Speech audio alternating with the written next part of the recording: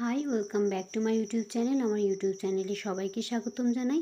Honours তৃতীয় বর্ষের department of ম্যানেজমেন্টের কোম্পানি ল অর্থাৎ কোম্পানির আইন যে সাবজেক্টটি আছে সেই সাবজেক্টের খ প্লাস গ বিভাগের চূড়ান্ত সাজেশনের ভিডিও নিয়ে আসছি। আর এই সাবজেক্টের সাবজেক্ট কোড হচ্ছে 23, 26, 11। এখানে আমি যে প্রশ্নগুলো রেখেছি এর ভেতর থেকে আশা করি তোমাদের কমন আসবে। আর এই ভিডিওর ডেসক্রিপশন বক্সে আমার অন্যান্য যে সকল সাজেশনের ভিডিও লিঙ্ক আছে সেই লিঙ্ক দেওয়া থাকবে। কোম্পানি বলতে কী বোঝো? কোম্পানি গঠনে বিভিন্ন পদক্ষেপ আলোচনা করো। কোম্পানি গঠনের বিভিন্ন পদক্ষেপ আলোচনা এটা টাইপিং মিস্টেক। যৌথ মূলধনী কোম্পানি কাকে বলে? যৌথ মূলধনী কোম্পানির বৈশিষ্ট্য ও গঠন প্রণালী বর্ণনা করো। যৌথ মূলধনী কোম্পানির অপরিহার্য উপাদানসমূহ বর্ণনা করো। কোম্পানি একটি কৃত্রিম ব্যক্তিসত্তা, ব্যাখ্যা করো। যৌথ মূলধনী কোম্পানির উপযুক্ত ক্ষেত্রসমূহ কী? যদি মাঝে মধ্যে টাইপিং মিস্টেক হয় তাহলে সরি। প্রাইভেট লিমিটেড কোম্পানি কী ও এর সাথে পাবলিক লিমিটেড কোম্পানির পার্থক্য দেখাও। প্রাইভেট লিমিটেড কোম্পানিকে কিভাবে পাবলিক লিমিটেড কোম্পানিতে রূপান্তর করা যায়? পাবলিক লিমিটেড কোম্পানি কী ও এর বৈশিষ্ট্য আলোচনা করো। পাবলিক লিমিটেড কোম্পানির তুলনায় প্রাইভেট লিমিটেড কোম্পানি বিশেষ সুবিধা সমূহ উল্লেখ করো। হোল্ডিং কোম্পানি ও সাবসিডিয়ারি কোম্পানির মধ্যে পার্থক্য কী? কোম্পানির নিবন্ধনপত্র বলতে কী বোঝো? কোম্পানির নিবন্ধনপত্র কিভাবে সংগ্রহ করা যায়? কোন দলিলকে কোম্পানির জন্ম সনদ বলা হয় এবং তা কেন? 16 নম্বরে আছে প্রবর্তকের কার্যাবলী আলোচনা করো। স্মারকলিপি কী? কখন এবং কিভাবে সংঘ স্মারক পরিবর্তন করা যায়? স্মারকলিপি ও পরিমেল নিয়মাবলীর মধ্যে পার্থক্য লেখো।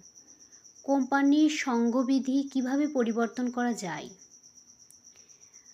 পরিমেল নিয়মাবলীর আইনগত তাৎপর্য আলোচনা করো। পরিমেল নিয়মাবলী কী? পরিমেল নিয়মাবলীর বিষয়বস্তু আলোচনা করো। বিবরণপত্র কী? বিবরণপত্রের কী কী বিষয় অন্তর্ভুক্ত করা উচিত? কখন বিবরণপত্রের প্রয়োজন হয় না? 24 নম্বরে আছে বিবরণপত্র ইস্যু না করার ক্ষেত্রে কোম্পানি দায়িত্ব আলোচনা করো। বিবরণপত্রে মিথ্যা বিবৃতি বলতে কী বোঝায়? বিবরণপত্রের বিকল্প বিবৃতি কখন তৈরি করা হয়? কোম্পানির তহবিল সংগ্রহের উৎস আলোচনা করো। মূলধন ও ইকুইটির মধ্যে পার্থক্য দেখাও।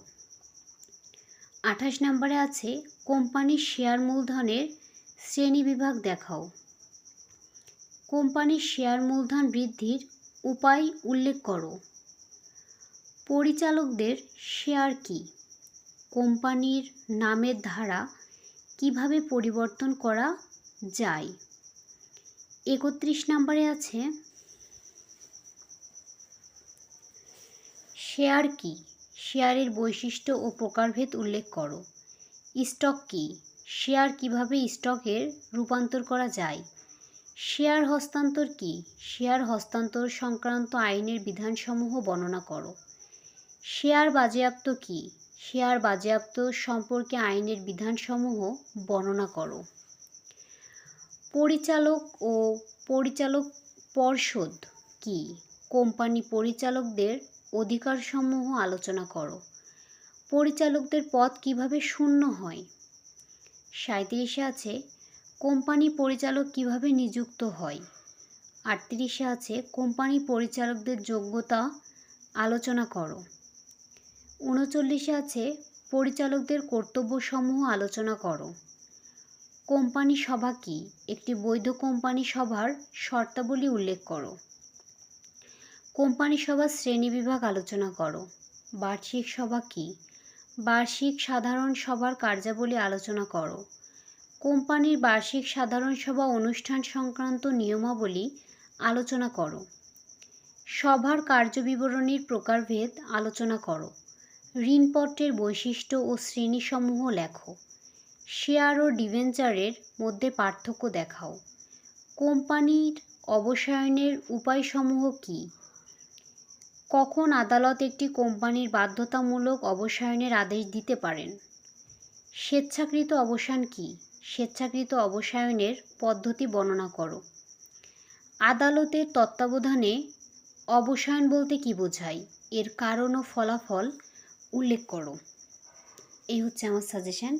তো যদি তোমাদের এই সাজেশানটি গুরুত্বপূর্ণ মনে হয়ে থাকে অবশ্যই লাইক, কমেন্টস এবং সব ফ্রেন্ডদের মাঝে শেয়ার দিও। আর পরবর্তী সাজেশানের ভিডিও পেতে আমার চ্যানেলটি সাবস্ক্রাইব করে পাশে থাকা বেল আইকনটি প্রেস করো। ধন্যবাদ।